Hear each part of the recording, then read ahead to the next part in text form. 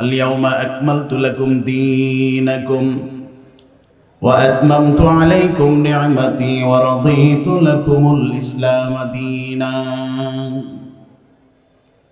আল্লাহর হাবিব যখন বললেন তারাকতু ফীকুম আমরাইন লান তাদিল্লু মা তামাসসাকতুম বিহিমা কিতাবাল্লাহি ওয়া সুন্নাত রাসূলি। আল্লাহর হাবিব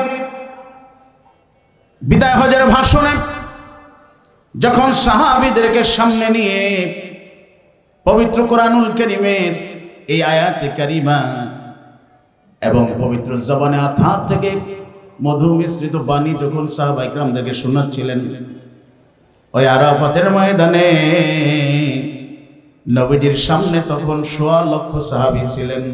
সুবহানাল্লাহ বলেন, আর জোরে কোন আল্লাহু আকবার। এ ভাই বলেন তো দেখি, এই সব সাহাবীরা কি একত্রে মুসলমান হয়েছেন? কি হয়েছেন? আরো জোরে বলেন, হয়েছেন? একত্রে মুসলমান হন নাই। পর্যায়ক্রমে ১ জন, ৩ জন, ৫ জন, ৭ জন, ১০ জন করে করে ১০০ হয়েছে। সেখান থেকে ২০০, পার হতে হতে হাজার, হাজার থেকে অর্ধ সহস্র, সেখান থেকে লাখ। কি ভাই কথা বলেন, ঠিক না ভাই? ঠিক। মানাকিবে সাহাবী পড়েন, সাহাবা ইকরামের জীবনী পড়েন, আপনি দেখবেন এই সব সাহাবীরা যে মুসলমান হয়েছেন, দ্বীন ইসলাম কবুল করেছেন, এর পিছনে একটা যৌক্তিক কারণ ছিল। কেউ বা নবীজির মজলিসে হাজির হয়েছেন, আল্লাহর হাবিবের নূরানি চেহারা মোবারক দেখা মাত্রই সে কালিমা পড়ে মুসলমান হয়ে গেছে। আর জোরে বলেন না সুবহানাল্লাহ।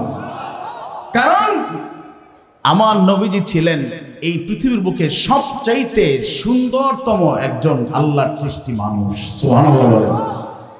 তার চাইতে এত বেশি সুন্দর করে আল্লাহ কাউকে সৃষ্টি, জোরে বলেন, করছেন কি? করেন নাই।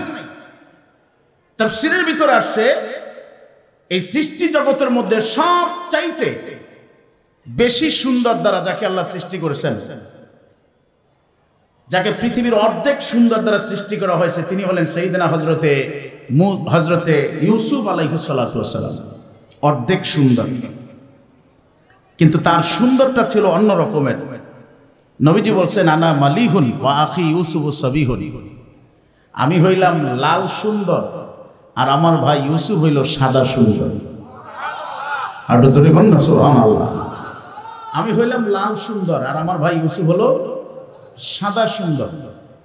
তো সাদা সুন্দর এবং লাল সুন্দর এই দুইটার মধ্যে পার্থক্য আছে না নাই? এটা জোরে বলেন, আছে না নাই? আল্লাহর হাবিব সাল্লাল্লাহু আলাইহি ওয়াসাল্লামের চেহারা মোবারক, আল্লাহর হাবিব সাল্লাল্লাহু আলাইহি ওয়াসাল্লামের শরীর মোবারক, এটা ছিল গোলাপি আকার, গোলাপ। সুবহানাল্লাহ বলবেন না? লাল গোলাপের মতো এইরকম সুন্দর ছিলেন নবীজি। সাহাবীকে জিজ্ঞেস করা হলো, নবীজি দেখতে কেমন? তরবারির মতো ঝকঝকে? উত্তর আসলো না, ওই যে পূর্ণিমা রাত্রে যে চাঁদটা ওঠে, ওই চাঁদের দিকে তাকায় দেখো, ওই চাঁদের চাইতেও বেশি সুন্দর ছিল আমার নবীজি। ওই চাঁদের চাইতেও বেশি সুন্দর। এ ভাই, হযরত আবু হুরায়রা বলছেন, আমি আবু হুরায়রা এই 2 চোখ দিয়ে কত সুন্দর সুন্দর জিনিস আমি দেখেছি আল্লাহর সৃষ্টি জগতের মধ্যে, কিন্তু আমি আবু হুরায়রার এই 2 চোখ দিয়ে নবীজির মতো এত সুন্দর কোনো কিছু আর দেখি নাই। নবীজির মতো এত সুন্দর কোনো কিছু আমি আবু হুরায়রার নজরে আর পড়ে নাই।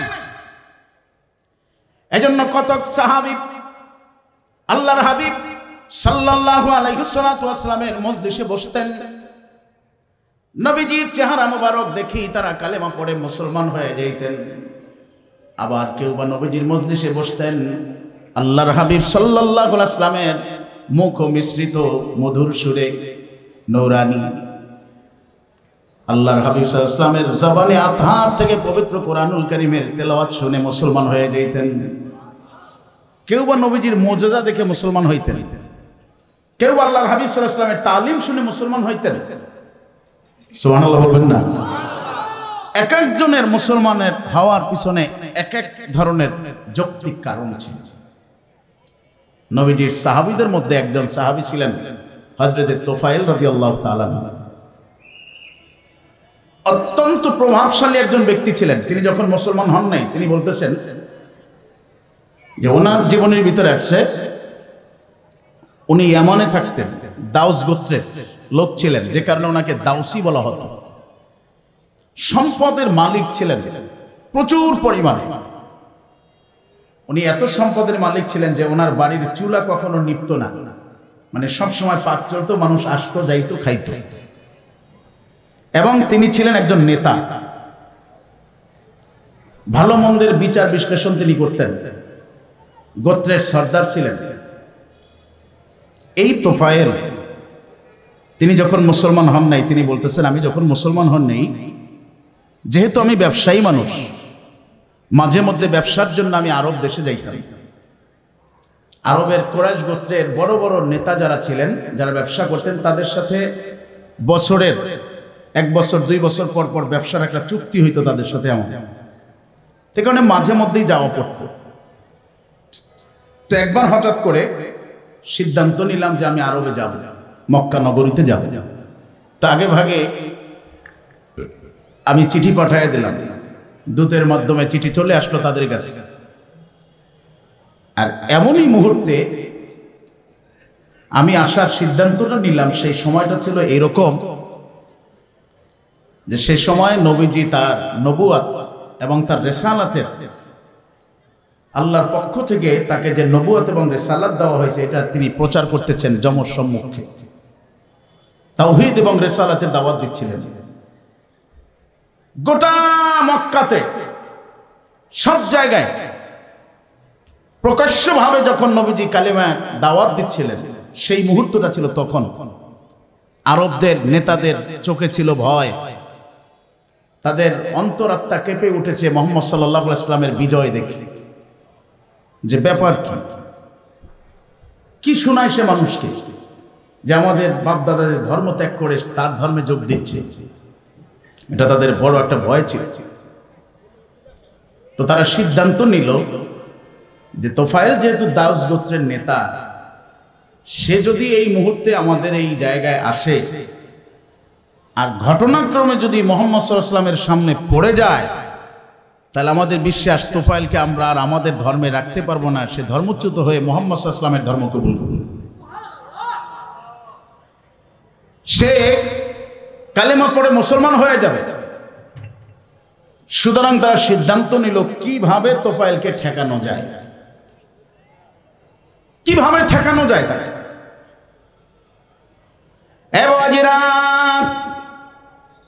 এজন্য তারা সিদ্ধান্ত নিল তোফায়েল যেন মক্কা নগরীতে যখন আসবে, সে যেন মুহাম্মদ সাল্লাল্লাহু আলাইহি ওয়াসাল্লামের সামনে না পড়ে, তাকে সেখান থেকে ফিরাতে হবে।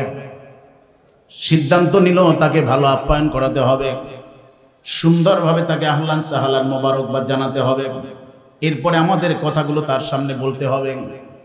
সিদ্ধান্ত অনুযায়ী তোফায়েল যেই দিন মক্কা নগরীতে আসবেন, মক্কা নগরীতে ঢোকার পথে তারা বিশাল র্যালির আয়োজন করল। নারী দিয়ে, ছোট ছোট বাচ্চাদেরকে দিয়ে, গায়ক গায়িকাদের দ্বারা তার মনোরঞ্জনের জন্য নানান ধরনের গান কবিতা তারা আবৃত্তি করল। সেখান থেকে তাকে স্বাগত জানায় আনা হলো। সুন্দর তার জন্য যেই রাজকীয় সংবর্ধনার জন্য বিছানার ব্যবস্থা করা হয়েছে, আরামের জন্য সেখানে নিয়ে আসা হলো। তো আসলেন, তাকে বসানো হলো, হরেক রকমের খাবার, সুস্বাদু খাদ্য তার সামনে রাখা হলো। তিনি খাবার দাবার শেষ করে বিশ্রাম নিলেন। এরপরে যখন তার মন এবং ক্লান্তি মন, দুর্বলতা যখন দূর হলো, কুরাইশদের বড় বড় নেতারা তাকে ঘিরে ধরলেন। এরপরে তাকে বলতেছে, ভাই রে, আপনি আমাদের সাথে ব্যবসার উদ্দেশ্যে আসছেন ঠিক, এটা আপনার সবকিছু হয়ে যাবে, কিন্তু তার আগে আমরা আপনাকে একটা মেসেজ দিচ্ছি। মেসেজটা কি?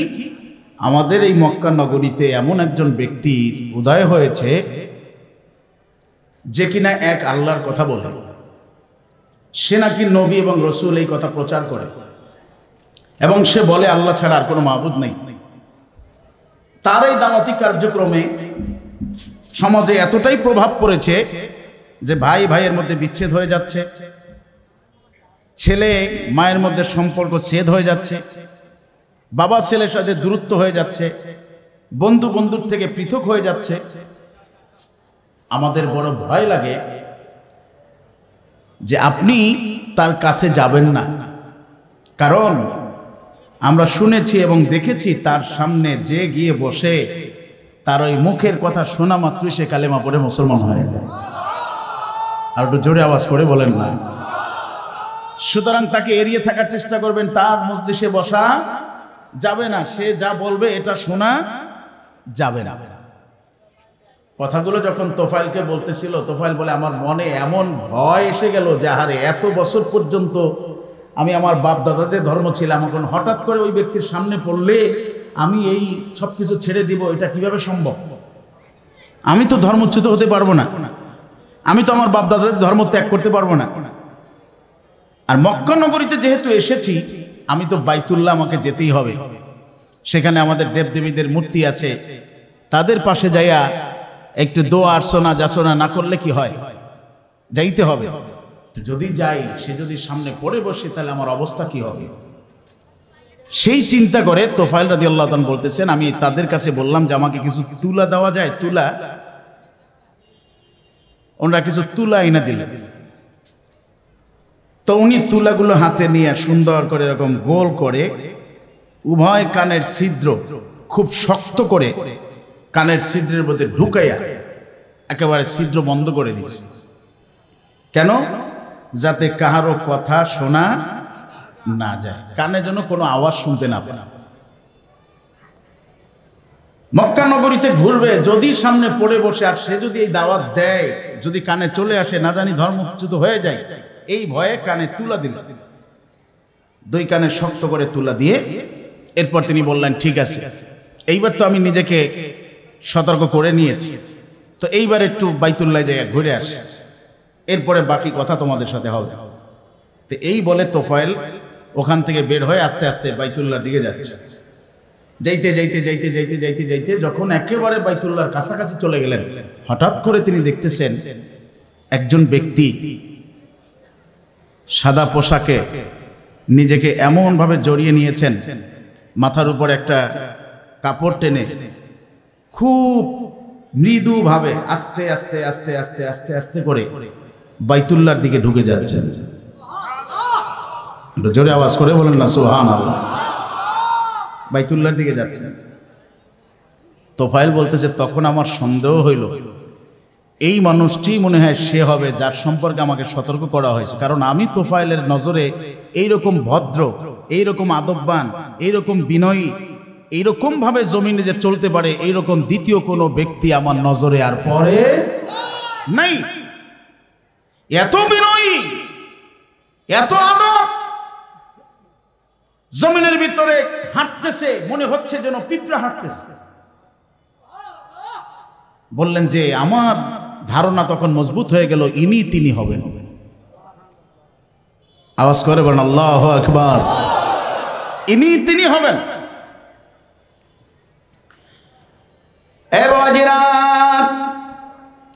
হযরত তোফাইল বলতেছেন, আল্লাহর হাবিব আস্তে আস্তে করে করে যখন বাইতুল্লাহর ভিতরে ঢুকে বললেন, আমি তোফাইল দূরে দাঁড়ায়া দেখতেছিলাম, দেখলাম যে তিনি নামাজে দাঁড়ায় গেছেন, নামাজের ভিতরে কোরআন শরীফ তেলাওয়াত করা শুরু করেছেন। যেহেতু আমার কানে তুলা দেওয়া, আমি কাছাকাছি নই, একটু দূরে, স্পষ্টভাবে আমার কানে আসতেছে না, কিন্তু যতটুকু আমি শুনেছি ততটুকু আমার কাছে ভালোই লেগেছিল। আমার মন তখন আমাকে বলতেছে, রে তোফায়েল, তুই না একজন সমাজের নেতা, তুই না ভালো মন্দ বিচার করতে পারিস, তুই না সমাজের বড় বড় সালিশ ব্যবস্থা করিস, তোর কাছে না সাহিত্যের পাণ্ডুলিপিগুলো জমা হয়, তুই না বিচার করে কে ফার্স্ট হবে, কে সেকেন্ড হবে, কে থার্ড হবে, পুরস্কার দিস, তুই না একজন জ্ঞানী মানুষ, তো তুই দূরে দাঁড়ায় কেন? উনি যা তেলাওয়াত করতেছে আর একটু কাছে আগায়া শুনতে থাক, যদি তোর ভালো লাগে কবুল করবি, আর যদি ভালো না লাগে তো চলে যাবি। হযরত তোফায়েল বলেন, আমি আমার মনের সাথে যুদ্ধ করে পারলাম না, আমি আরেকটু সামনের দিকে অগ্রসর হলাম, কিন্তু আমার নসিব হলো না পুরো তেলাওয়াত শোনার। যেহেতু তিনি নামাজ শেষ করে ফেলেছেন, নামাজ শেষ করে আবার ওই পথ ধরে তিনি আবার বের হয়ে হাঁটা শুরু করলেন।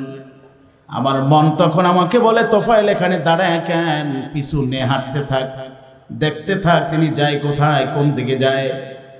তো আমি তার পিছু নিলাম, তিনি হাঁটতেছেন আমিও হাঁটতেছি, হাঁটতেছেন আমিও হাঁটতেছি। হাঁটতে হাঁটতে দেখলাম একটা ঝুপটি ঘরের ভিতরে ঢুকেছেন, চতুর্দিক থেকে পাথর দেওয়া, উপরে খেজুরের ছাউনি, ভিতরে খেজুর গাছের খুঁটি দিয়া ঝুপটি একটা ঘর। সেই ঘরের ভিতরে তিনি ঢুকে পড়েছেন, আমিও ঢুকলাম। যেহেতু আমি সম্পূর্ণ একজন অপরিচিত মানুষ, তিনি আমাকে চেনেন নাই, আর আমিও তাকে এই প্রথমবারের মতো দেখেছি আর দেখি নাই। যেহেতু আমি সমাজের তাদের কাছে একজন ভদ্র মানুষ, ভদ্রতার পরিচয় দিতে গিয়ে আমার পরিচয় আমি গোপন করতে পারি না, সেহেতু আমি আমার পরিচয়টা সম্পূর্ণ দিলাম। আমি কে, কোত্থেকে আসলাম, কেন আসলাম, আর তানার এখানেও বা কেন এসেছি, এই কথাটা আমি বললাম তাকে। এরপরে সর্বশেষ পরিচয় দিয়ে দিয়ে শেষ পর্যন্ত আমি বললাম যে আপনাদের এই মক্কা নগরীতে আসার পরে আপনাদের বংশের লোকেরাই আপনার সম্পর্কে কিছু কথা আমাকে বলেছিল। আমি তাদের কথাগুলো শুনেছিলাম, কিন্তু তখন তারা যেটা বলেছে আর আমি যেটা দেখতেছি পার্থক্য হলো, তারা আমাকে যেটা শোনাইছে সেটা ছিল মিথ্যা, আর আমি তোফায়েল দুই চোখে যেটা দেখেছি এটাই হলো সত্য। আর একটু জোরে আওয়াজ করে বলুন না সুবহানাল্লাহ। তারা যেটা বলেছে সেটা ছিল কি, সবাই বলে না, সেটা ছিল কি? মিথ্যা, গুজব। আর আমি তোফায়েল দুই নজরে যেটা দেখেছি এটাই সত্য। কিন্তু আমি তো আপনার থেকে দূরে সরার জন্য, আপনার কথাগুলো শুনবো না বলে কানের ভিতরে তুলা দিয়ে আনছিলাম। আপনি একটু দেখেন, আমার দুই কানে, এখানেও তুলা, এখানেও তুলা। যে কারণে আপনি নামাজে কি তেলাওয়াত করেছেন এটা আমি স্পষ্ট শুনতে পাই নাই, কিন্তু যতটুকু শুনেছিলাম আমার ভালোই লাগতেছিল, আমার পরিতৃপ্তি হয় নাই। এই নান কানের তুলা সরায় রাখলাম, বের করে রাখলাম। এইবার আপনি তেলাওয়াত করেন, আমি মনের মতো শুনতে থাকি। আপনি তেলাওয়াত করেন, আমি মনের মতো শুনি। আল্লাহর হাবিব সাল্লাল্লাহু আলাইহি ওয়াসাল্লাম হযরত তোফায়েলের মনোযোগ দিকেন, হযরত তোফায়েলের মন দেখে নবীজি সর্বপ্রথমে সূরা ইখলাস তাকে তেলাওয়াত করে শোনালেন। সুবহানাল্লাহ বলেন। পবিত্র কোরআনুল কারীমের সবচেয়ে ছোট সূরা সূরা ইখলাস। সূরাটা ছোট কিন্তু মর্যাদা অনেক বড়। আল্লাহর হাবিব বলেছেন, সূরা ইখলাস যদি আমার কোন উম্মত একবার তেলাওয়াত করে, গোটা কোরআন শরীফ তেলাওয়াতের 3 ভাগের 1 ভাগ তেলাওয়াত করলে যেই পরিমাণে সওয়াব হবে, সেই পরিমাণে সওয়াব একবার সূরা ইখলাসে আল্লাহ দান করে দিবে। 3 বার যদি সূরা ইখলাস কেউ তেলাওয়াত করে, পরিপূর্ণ 1 খতম কোরআনের সওয়াব তার আমলনামায় এসে যাবে। পবিত্র কোরআনুল কারীমের সূরা ইখলাসের সাথে যদি কারো ভালোবাসা সম্পর্ক থাকে, নবীজি আমার বলেন এই সম্পর্ক কাল কিয়ামতের ময়দানে তাকে জান্নাতে নিয়ে যাবে। আর একটু জোরে আওয়াজ করে বলুন না সুবহানাল্লাহ। এ বাবাজিরা, আজকে আমরা কোরআন তেলাওয়াত থেকে দূরে আছি, কোরআন তেলাওয়াত করতে চাই না। কথা বলেন ঠিক না ভাই ঠিক? আরো জোরে বলেন না ঠিক না ভাই ঠিক? এমন কোন মুসলমান নাই যে কালেমা পড়ে মুসলমান হয়েছে কিন্তু সূরা ইখলাস তার মুখস্থ নাই। কমপক্ষে হলো সূরা গুলোর মধ্য থেকে 114টি সূরার মধ্য থেকে শেষ পাড়ায় যে সূরাগুলো আছে, আলাম তারা থেকে নাস পর্যন্ত, সূরা ফিল থেকে নাস পর্যন্ত, এই 10টা সূরা আমি তো মনে করি 90 ভাগ মুসলমানের মুখস্থ আছে। কথা বলেন ঠিক না ভাই ঠিক? আরো জোরে বলেন না ঠিক না ভাই ঠিক? তুমি গোটা কোরআন শরীফ পড়তে পারো আর নাই পারো, অন্তত পক্ষে 10টা সূরা যদি রেগুলার তেলাওয়াত করো, একটা সূরার একটা হরফ যদি কেউ তেলাওয়াত করে, পবিত্র কোরআনুল কারীমের একটা হরফ তেলাওয়াত করার সঙ্গে সঙ্গে তার আমলনামায় 10টা নেকি চলে আসবে। নবীজি আমার বলছেন, আমি বলি না আলিফ লাম মিম হারফুন, আলিফ লাম মিম এক হরফ, এটা আমি বলি না। আল্লাহর হাবিব বলেন, বাল আলিফুন হারফুন ওয়া লামুন হারফুন ওয়া মিমুন হারফুন। আলিফ একটা হরফ, লাম একটা হরফ, মিম একটা হরফ। কোন উম্মত যদি আলিফ লাম মিম এইটা তেলাওয়াত করে তার আমলনামায় 3.30টা নেকি তার আমলনামায় যোগ হয়ে যাবে। আর জোরে কন্যা সুবহানাল্লাহ। কোরআন তেলাওয়াতে অন্তর তাজা হবে, অন্তর জিন্দা হবে, দিল সুন্দর হবে। সুবহানাল্লাহ বলেন। কোরআন তেলাওয়াতের মাধ্যমে বান্দার সাথে আল্লাহর একটা গভীর সম্পর্ক হবে। কোরআন তেলাওয়াতের মাধ্যমে এই দিলটা নূরে ভরপুর হয়ে যাবে। আরো জোরে কন্যা সুবহানাল্লাহ।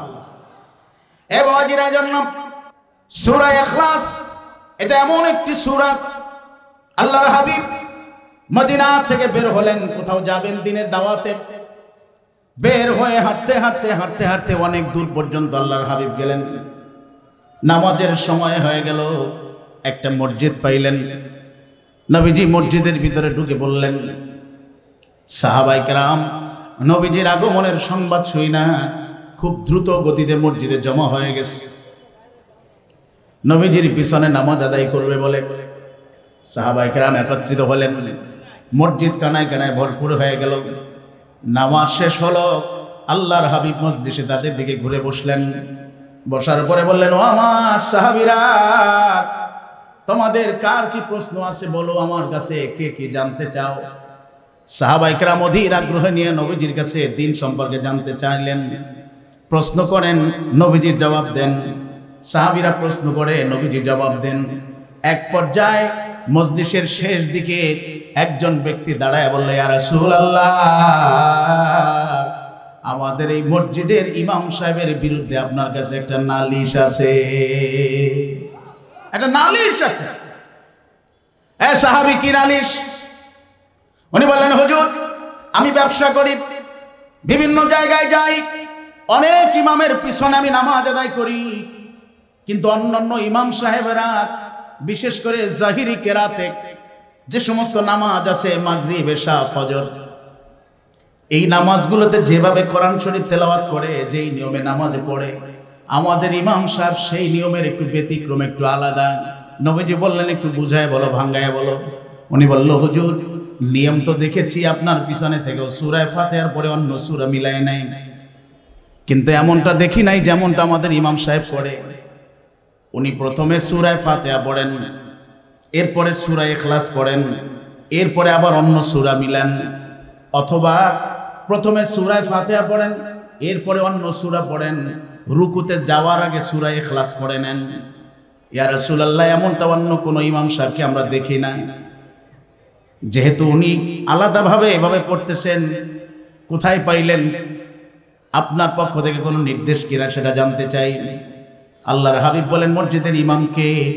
সাহাবী দাঁড়ায় বললেন, হুজুর, আমি তোমার বিরুদ্ধে যেই নালিশ দেওয়া হয়েছে এটা কি সত্য কিনা? উনি বলতেছে, হ্যাঁ ইয়া রাসূলুল্লাহ, এর ভিতরে কোনো সন্দেহ নাই, উনি যা বলছে সব সত্য বলছে। নবীজি বললেন, তাহলে তুমি এমনটা করো কেন?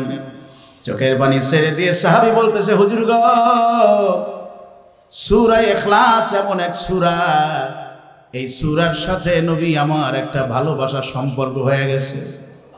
ইয়া রাসূলুল্লাহ, এই সূরার মধ্যে আমার রবের পরিচয়, আমার আল্লাহর পরিচয়। আমি যখন এই সূরা ইখলাসের পড়ে নামাজ পড়ি, সূরা ইখলাসের দ্বারা আমার মনটা নামাজের দিকে এত বেশি ঝুঁকে যায়, রবের দিকে এত বেশি ঝুঁকে যায়, যেটা আমার অন্য কোনো কিছু দ্বারা হয় না। এই জন্য আমি সূরা ইখলাস বেশি বেশি তেলাওয়াত করি, এর সাথে আমার একটা গভীর মহব্বত হয়ে গেছে।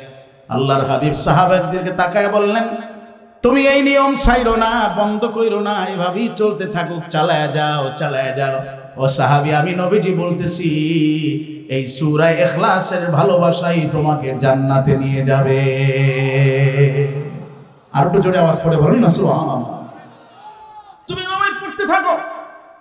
এজন্যই নফল নামাজে বেশি বেশি সূরা ইখলাস পড়তে হয়। কথা বলেন, ঠিক না বেঠিক? আর একটু জোরে বলেন না, ঠিক না বেঠিক? কোন নামাজে? জোরে বলেন না, কোন নামাজে? নফল নামাজে বেশি বেশি সূরা ইখলাস পড়তে হয়। 3 বার, 5 বার, 7 বার, যত বেশি পারেন পড়তে থাকেন, পড়তে থাকেন। কারণ এই সূরায় আছে আমার রবের পরিচয়। সুবহানাল্লাহ বলেন। কার পরিচয়? আরো জোরে বলেন না, কার পরিচয়? আমাদের রবকে। হাত উঁচু করে দিয়ে আওয়াজ করে বলেন, আমাদের রবকে। আল্লাহ পাক রব্বুল আলামিন তার পরিচয় দিলেন, কুল হুয়াল্লাহু আহাদ আল্লাহুস সামাদ লাম ইয়ালিদ ওয়া লাম ইউলাদ ওয়া লাম ইয়াকুল লাহু কুফুয়ান আহাদ। বন্ধু বলুন আল্লাহ এক। সুবহানাল্লাহ বলেন। বন্ধু বলে দেন, কুল বন্ধু আপনি বলে দেন সুবহানাল্লাহ বলেন। আরো জোরে করুন না সুবহানাল্লাহ। এ ভাই, এখানে একটা মজার বিষয় আছে, বলবো বলবো না কষ্ট হবে? একটা মজার একটা বিষয় আছে। মজার বিষয়টা হলো এই দেখেন, কুল হুয়াল্লাহু আহাদ, বন্ধু বলুন আল্লাহ এক। এটাও একটা পরিপূর্ণ জুমলা, পরিপূর্ণ একটা বাক্য, যেখানে কোনো অর্থের কোনো ধরনের কোনো কমতি নাই, পরিপূর্ণ। আবার এই আয়াতে কারিমা যদি আপনি এভাবে বলেন হুয়াল্লাহু আহাদ, আল্লাহ তিনি যিনি এক, সুবহানাল্লাহ বলেন, তাতেও কিন্তু পরিপূর্ণ একটা জুমলা। যদি কুল হুয়াল্লাহু আহাদ না বলে হুয়াল্লাহু আহাদ যদি বলা হতো তাহলেও কিন্তু ঠিক ছিল। কোনো ধরনের কোনো ব্যাকরণে, গ্রামারে, বালাগাত ফাসাহাতে কিংবা বাক্যে কোনো অংশ কোনো ত্রুটি ছিল না। কিন্তু আল্লাহ পাক রব্বুল আলামিন কুল শব্দ ব্যবহার করলেন কেন? সুবহানাল্লাহ বলবেন না? কুল শব্দটা ব্যবহার করলেন কেন? এ বাবাজিরা, এর পিছনে রহস্য হলো জিক্রুল কোরআনুল কারীম লির রাসূল সাল্লাল্লাহু আলাইহি সাল্লাম, এই শিরোনামে একটা কিতাব আছে, যেই কিতাবের মুসান্নিফ তিনি বলেছেন যে আমি গোটা কোরআন শরীফ খুঁজে খুঁজে বের করতেছি যে কত জায়গায় আমার নবীজিকে আল্লাহ ডেকেছেন। সুবহানাল্লাহ বলেন। আর জোরে বলুন না সুবহানাল্লাহ। কত জায়গায় নবীজিকে আল্লাহ স্মরণ করেছেন, নবীজির নাম কতখানে আছে। তো আমি তালাশ করতে যেয়ে দেখলাম পবিত্র কোরআনুল কারীমে মাত্র 4 জায়গায় নবীজির নাম। কয় জায়গায়? হাত দিয়ে দেখান, কয় জায়গায়? আর একটু জোরে। 4 জায়গায় নবীজির নাম। এছাড়া পবিত্র কোরআনুল কারীমে কোথাও নবীজির স্পষ্ট নাম উল্লেখ নাই।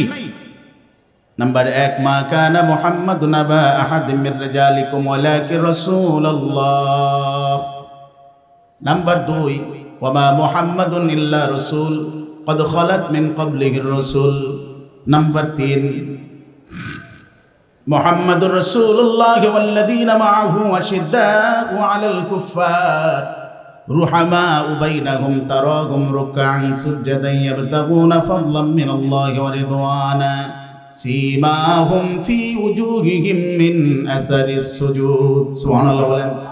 نمبر 4, يا أيها الذين آمنوا آمنوا بما نزل على محمد. এই 4 জায়গায় নবীজির নাম গোটা কোরআনের, অথচ যে কোরআন নবীজির উপরে নাজিল হলো তার নাম আসলো মাত্র 4 জায়গায়। আর সেই কোরআন শরীফের মধ্যে হযরতে মূসা আলাইহিস সালাতু ওয়াস সালামের নাম আসলো 36 জায়গায়। সুবহানাল্লাহ বলবেন না? কয় জায়গায়? 36 জায়গায়।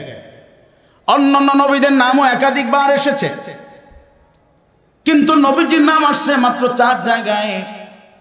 খুঁজতে যায়া, তথ্য বাইর করতে যায়া আমি দেখলাম যে না, যদিও প্রকাশ্যভাবে নবীজির নাম আল্লাহ 4 জায়গায় এনেছেন, কিন্তু গোটা কোরআনুল কারীমের প্রতিটা পৃষ্ঠার ভিতরে আল্লাহ তার হাবিবকে স্মরণ করেছে। আর একটু জোরে আওয়াজ করে বলেন না সুবহানাল্লাহ। এই যে 4 জায়গায় নবীজির নাম উল্লেখ করা হলো, এটা নবীজির পরিচয় আল্লাহ তুলে ধরেছেন। মুহাম্মদ সাল্লাল্লাহু আলাইহি ওয়াসাল্লাম কে, এটা জাতিকে চিনিয়েছেন। নাম্বার 1, তোমাদের মাঝে যেই নবীকে পাঠানো হয়েছে তার নাম মুহাম্মদ। তিনি কে? মা কানা মুহাম্মাদুন আবা আহাদিম মির রিজালিকুম ওয়ালাকিন রাসূলুল্লাহ। তিনি আল্লাহর একজন নবী এবং তিনি সর্বশেষ নবী, চূড়ান্ত নবী। তারপরে এই পৃথিবীতে আর কোনো নবীর আগমন ঘটবে না। আরো জোরে কন্যা সুবহানাল্লাহ। প্রশংসা করতে গিয়ে আল্লাহ বলছেন মুহাম্মাদুর রাসূলুল্লাহ ওয়াল্লাযিনা মাআহু, মুহাম্মদ সাল্লাল্লাহু আলাইহি ওয়াসাল্লাম নিজে এবং তার সাথী যারা আছে তারা সাহাবায়ে কেরাম। নবীজির প্রশংসা করলেন, সাহাবীদের প্রশংসা করলেন। কি প্রশংসা করলেন? নবী আপনি এবং আপনার সাথী যারা আছে সাহাবীরা, তাদের পরিচয়টা হলো এই রুহামা উবাইনাহুম, একে অপরের সাথে ভ্রাতৃত্ব বন্ধনে আবদ্ধ। এক মুসলমানের সাথে আর এক মুসলমানের সম্পর্কটা খুব মজবুত। আশিদ্দাউ আলাল কুফার, কাফেরদের উপরে খুব তারা চড়াও। নবী, আপনার সাথী যারা আছে আপনার পিছনে নামাজ আদায় করে, কিংবা আপনি যাদেরকে নামাজ পড়তে দেখেছেন, ইয়া রাসূলুল্লাহ,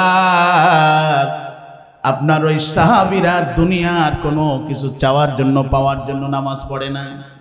তারাহুম রুকান সুজদা, আপনি তাদেরকে দেখতে পাচ্ছেন, কেউ রুকুতে পড়ে আছে, কেউ সেজদায় পড়ে আছে। নবী গো, তাদের ওই রুকু এবং সেজদা দ্বারা দুনিয়ার কোনো কিছু তালাশ করে না। ইয়াবতাগুনা ফাদলাম মিনাল্লাহি ওয়া রিদওয়ানা, তারা আল্লাহর পক্ষ থেকে সন্তুষ্টি কামনা করে।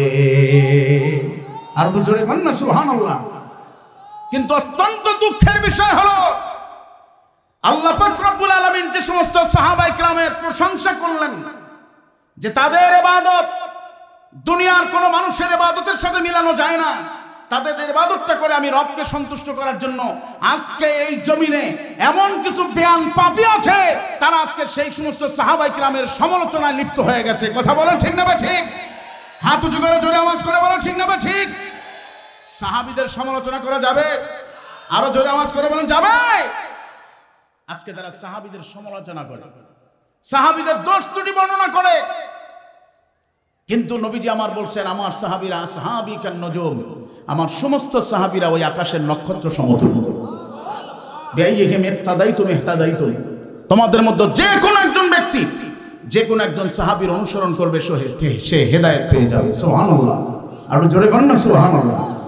আল্লাহ পাক রব্বুল আলামিন বলেন রাদিয়াল্লাহু আনহুম ওয়া রাদু আন, আল্লাহ তাদের উপরে খুশি আছেন, তারাও আল্লাহর উপরে খুশি আছে। আজকে সেই সাহাবীদের সমালোচনা করে, দোষ ত্রুটি বর্ণনা করে। কিন্তু আহলুস সুন্নাহ ওয়াল জামাতের আকীদা হচ্ছে কোন সাহাবীর সমালোচনা করা যাবে? হাত উঁচু করে জোরে বলেন, আরো জোরে বলেন যাবে। স্পষ্ট কথা, যে আলেম সাহেবের জবান থেকে, যেই ব্যক্তির জবান থেকে সাহাবায়ে কিরামের বিরুদ্ধে, সাহাবায়ে কিরামের সমালোচনা, নবীদের সমালোচনা সামান্য থেকে সামান্য ইঙ্গিতেও যদি বলা হয়, ধরে নেব সে আহলুস সুন্নাহ ওয়াল জামাতের অন্তর্ভুক্ত হতে পারে না, সে বাতিল, সে বাতিল, সে জাহান্নামী। কথা বলেন ঠিক না ঠিক?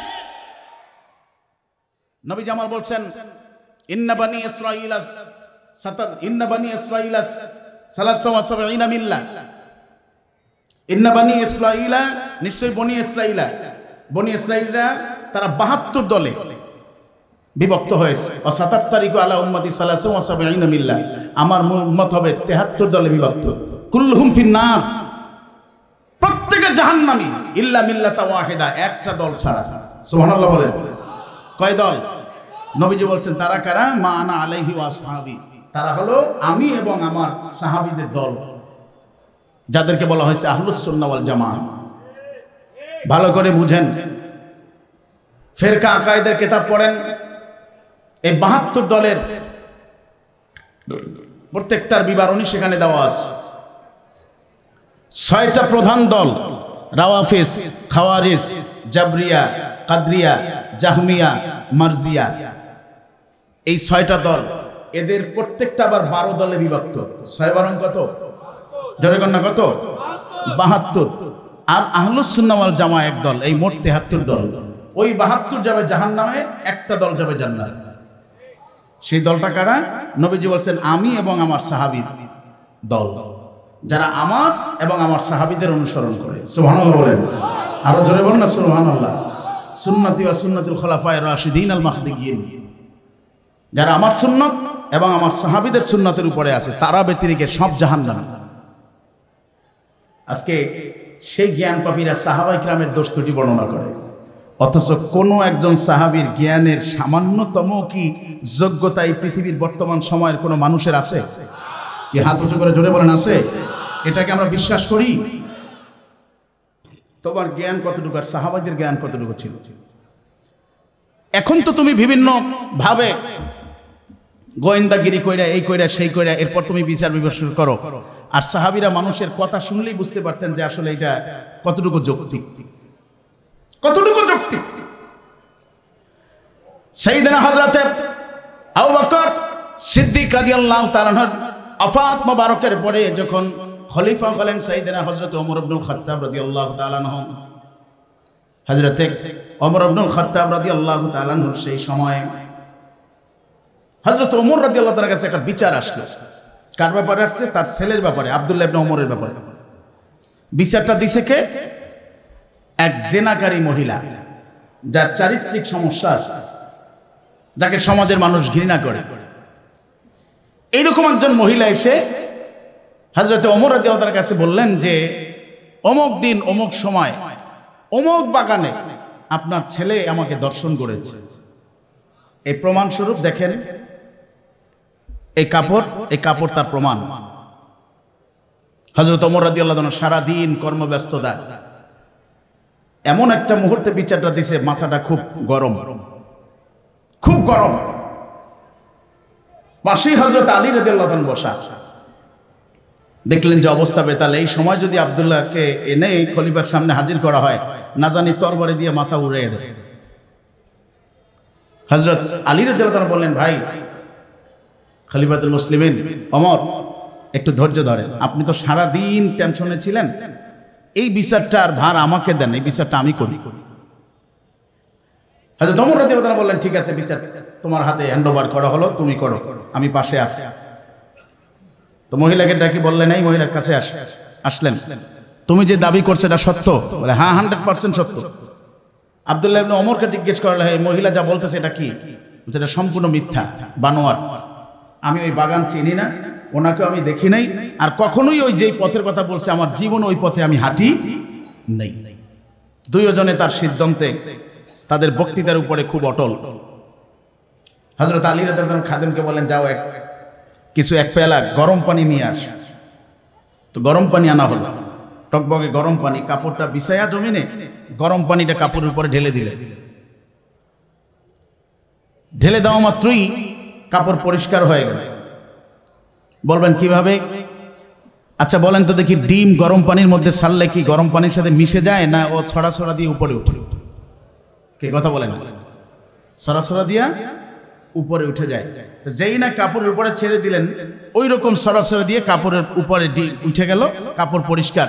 হযরত আলী রাদিয়াল্লাহু তাআলা বলেন, তুমি মিথ্যা বলছো, তুমি কাপড়ে ডিম লাগাই আছো। কি সুবহানাল্লাহ বলবেন না? আর একটু জোরে করেন না সুবহানাল্লাহ। তুমি কাপড়ে ডিম লাগাই আনছো। তখন তো এরকম বর্তমানে যত প্রযুক্তি আছে, এইরকম কোন প্রযুক্তি ছিল? কথা বলে না কেন? ছিল না। দেখেন মেধা কাকে বলে? তাদের সেই সময় বলা হয়েছে আরবদের মেধা শক্তি এত বেশি ছিল, কোন মরুভূমির পথ দিয়ে যখন হেঁটে যাইত, পায়ের ছাপ দেখা বলতে পারতো যে এটা কোন গোত্রের লোক। এমনকি তাদের মধ্যে এরকমও কেউ ছিল যে কে হেঁটে গেছে সেটা পর্যন্ত বলে দিতে পারতো পায়ের ছাপ দেখে। আজকে সেই সাহাবীদের বলা হচ্ছে তারা ভুল করছিলেন। আমরা সাহাবায়ে কেরামের পথ ধরবো কেন? আমরা ধরবো নবীর পথ। তুমি নবী পর্যন্ত পৌঁছবা কেমনে সাহাবী বাদ দিয়ে? বলো, কি কথা বলে না কেন? আরো জোরে বলেন। সাহাবী বাদ দিয়ে নবী পর্যন্ত পৌঁছা যায়? যেমন নবীকে বাদ দিয়ে আল্লাহ পর্যন্ত পৌঁছা যায় না, ঠিক তদ্রুপভাবে সাহাবীদেরকে মাইনাস করে নবী পর্যন্ত পৌঁছা সম্ভব। নবীজির লক্ষ লক্ষ হাদিস আছে, কি কথা বলেন, আছে না নাই? জোরে বলেন, আছে না নাই? আচ্ছা, এই সকল হাদিসগুলা নবীজির থেকে পাইছি না আমরা পর্যায়ক্রমে পাইছি? হ্যাঁ, পর্যায়ক্রমে পাইছি। আমি পাইছি আমার ওস্তাদের কাছ থেকে, তিনি তার ওস্তাদের কাছ থেকে, যেতে যেতে যেতে যেতে আস্তে আস্তে বর্ণনাকারী পর্যন্ত বসছে। বর্ণনাকারী এক একজন সাহাবীদের রেফারেন্স দিয়ে নবী পর্যন্ত, যে অমুক সাহাবী বলছেন, তিনি অমুকের কাছ থেকে শুনছেন, তিনি নবীদের কাছ থেকে শুনছেন। কি কথা বলেন, ঠিক না বেঠিক? এখন আপনি যদি সাহাবী সম্পর্কে সমালোচনা করেন, তাদেরকে যদি মাইনাস করেন, নবী পর্যন্ত পুষবেন কেমনে? হাদিস সম্পর্কে তো আপনার বিভিন্ন ধরনের খারাপ ধারণা এসে যাবে, আর এসে গেছেও অটোমেটিক। এখন তো আমরা হাদিস বললেই হাদিস তালাশ করা শুরু করে, শুধু জাল আর জাল। কি কথা বলেন না? একটু জোরে করেন না। যেটা বলে এটাই জাল, এটা দুর্বল, এটা কামাইবে না, এটা গরিব, এটা জয়ীফ, এটা মানা যাবে না, নানান ধরনের। ভালো করে বুঝবেন, আজকে সমাজটা অত্যন্ত কলুষিত। এর থেকে বেঁচে থাকার দরকার আমাদের আছে না নেই? হাত উঁচু করে জোরে বলেন, আছে আছে আছে।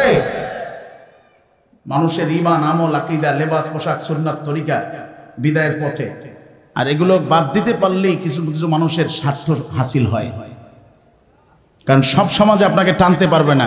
এই জন্য আপনাকে টানার জন্য ওই আমল সাইডা তার পাশে বসাইতে পারলে এটা তার জন্য সুবিধা হয়। কি কথা বলেন এখন? আরো জোরে বলেন, ঠিক না ঠিক? এই জন্য সে তার ধারায় আপনাকে ডাকছে। এবং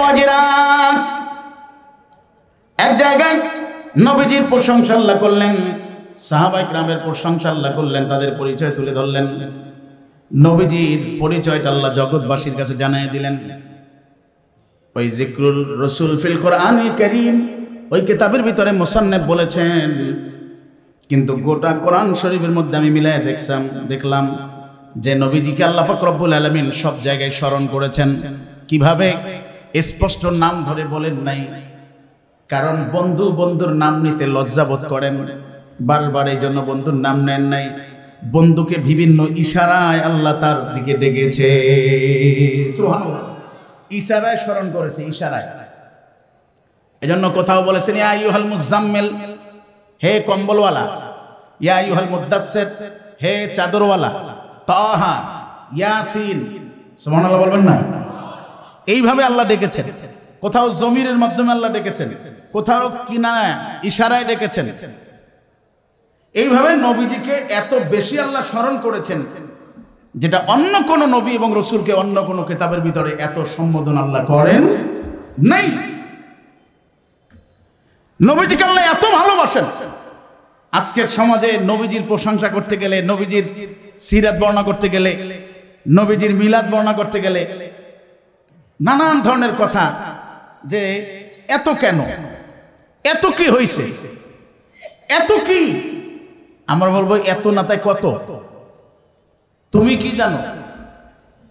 তুমি মনে করেছো নবীজির নাম কিংবা নবীজির স্মরণ করলে এতে মনে হয় আল্লাহ কষ্ট পায় না, আল্লাহ কষ্ট পায় না, আল্লাহ আরো খুশি হয়। সুবহানাল্লাহ বলবেন না? কারণ তুমি তো চাও নবীজিকে দূরে সরাইয়া দিতে, আর আমার আল্লাহ সব সময় তার বন্ধুকে কাছে রাখছেন। সুবহানাল্লাহ আসতে বলেন, আর একটু জোরে গান। আল্লাহ সব সময় তার হাবিবকে কি রাখছেন? জোরে গান না, কি রাখছেন? কাছে রাখছেন। তুমি তো দূরে সরাই দিতে পারলেই ভালো। এজন্য আমরা যখন লিখি আল্লাহ মুহাম্মদ, তুমি বলো পাশাপাশি হবে না, এটা শিরক। আর আল্লাহ তার হাবিব কতটা কাছে রাখছেন দেখেন। আল্লাহ বলছেন আনুগত্যের ক্ষেত্রে আল্লাহ হুকুম দিতে গিয়ে বলছেন মাইয়ুতিল্লাহ মাইয়ুতির রাসূলা ফাকাদ আতা আল্লাহ, যে আমার রসুলের আনুগত্য করলো সে আমি আল্লাহর আনুগত্য করব। কি আনুগত্যের ক্ষেত্রে নবীজিকে আল্লাহ দূরে সরাই দিছে? আমার আনুগত্য এক, রসুলের আনুগত্য এক, জুদা করছে না এক করে দিছে? কি কথা বলে না কেন? এক করে দিছে না জুদা করছে? আল্লাহ বলছে আমার বন্ধু যেটা করে সেটাই আমার। তোমরা যদি আমার বন্ধুর আদর্শ ধরতে পারো সেটাই আমি রবের ইবাদত হয়ে যাবে। জোরে বলুন না সুবহানাল্লাহ। মাইয়ুতির রাসূল ফাকাদ আতা আল্লাহ, যে রাসূলের আনুগত্য করলো সে আমি আল্লাহর আনুগত্য করব। আল্লাহ তার হাবিবকে কত কাছে রাখছেন। আপনারা হযরত ওসমান রাদিয়াল্লাহু তাআলা হত্যার দিন, যেদিন নবীজি সাহাবায়ে কিরামদেরকে নিয়ে বয়াত গ্রহণ করলেন, ইন্নাল্লাযীনা ইউবাইউনাকা ইন্নামা ইউবাইউনাল্লাহ ইয়াদুল্লাহি ফাওকা আইদিহিম। পবিত্র কোরআনুল কারীম আল্লাহ বলছেন সাহাবায়ে কিরাম নবীজির হাতে হাত দিয়ে বয়াত গ্রহণ করেছেন। নবীজির হাতে হাত দিয়ে সাহাবায়ে কিরাম বয়াত গ্রহণ করেছেন। আল্লাহ বলছেন নবী, ওরা আপনার হাতে হাত দিয়ে বয়াত গ্রহণ করে নাই, ওরা আমি আল্লাহর কুদরতি হাতে হাত দিয়ে বয়াত গ্রহণ করেছি। কারণ ইয়াদুল্লাহি ফাওকা আইদিহিম, তাদের হাতের উপরে আমি আল্লাহর কুদরতি হাত ছিল। তাহলে আল্লাহ কি তার হাবিবকে দূরে রাখছে না কাছে? হ্যাঁ ভাই জোরে বলেন না, দূরে না কাছে? নবীজি যেদিন হিজরত করবেন আল্লাহর পক্ষ থেকে নির্দেশ আসলো, ইয়া রাসূলুল্লাহ আপনি হিজরত করেন। ঘটনাক্রমে ছিলেন হযরত আলীর ঘরে। আলীকে বললেন আলী আমার তো হুকুম হয়ে গেছে, এখন তো বের হতে হবে, আমি আর এক মুহূর্ত এখানে থাকতে পারবো না, কিন্তু চতুর্দিকে কাফেররা ঘেরাও দিয়ে ধরে আছে।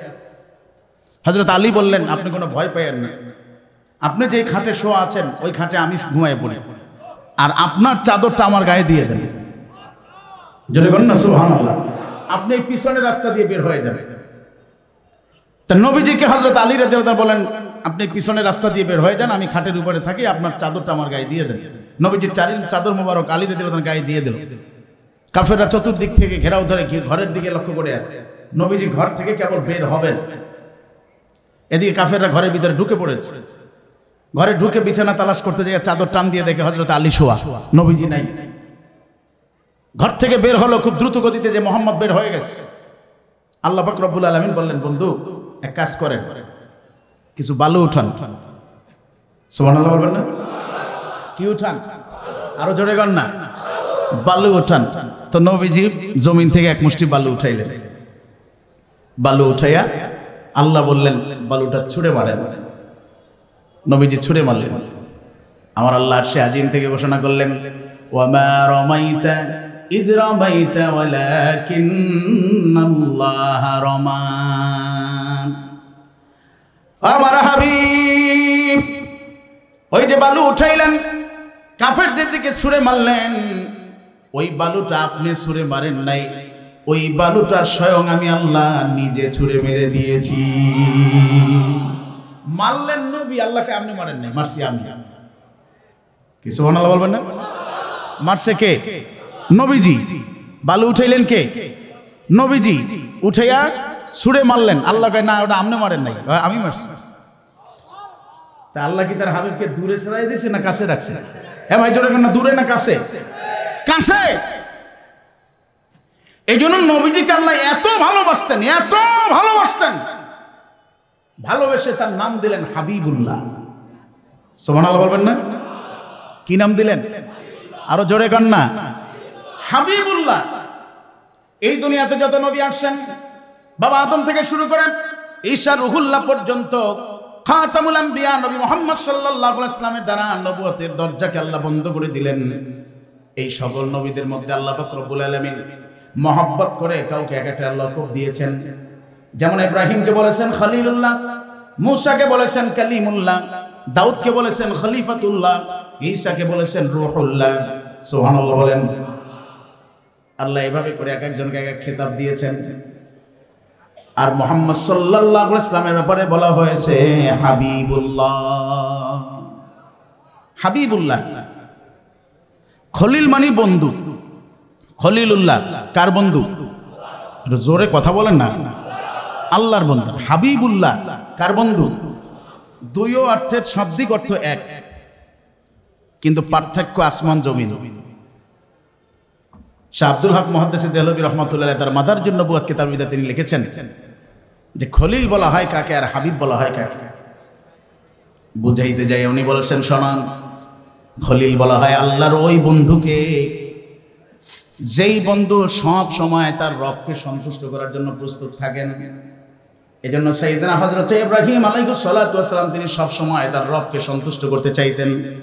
আল্লাহর নির্দেশ আসলো প্রাণের প্রিয় বস্তুকে আল্লাহর রাস্তায় কুরবান করো, মোটেও কুণ্ঠাবোধ করেন নাই, সন্তানকে ছুরির নিচে শোয়া দিয়েছেন রবকে সন্তুষ্ট করার জন্য। নমরুদের আগুনের ভিতরে তিনি ঝাঁপ দিয়েছেন, এটা ছিল তার খলিলের প্রমাণ। উনি বলেছেন খলিলুল্লাহ বলা হয় আল্লাহর ওই বন্ধুকে যেই বন্ধুকে খুশি করার জন্য, দুনিয়ার বন্ধু আসমানের বন্ধুকে খুশি করার জন্য সবসময় প্রস্তুত থাকেন। আর হাবিবুল্লাহর ব্যাখ্যা দিতে যেয়ে উনি বলছেন হাবিবুল্লাহ বলা হয় আল্লাহর ওই বন্ধুকে যেই বন্ধুকে খুশি করার জন্য স্বয়ং আল্লাহ নিজে সব সময় প্রস্তুত থাকে। আরো জোরে বলেন না সুবহানাল্লাহ।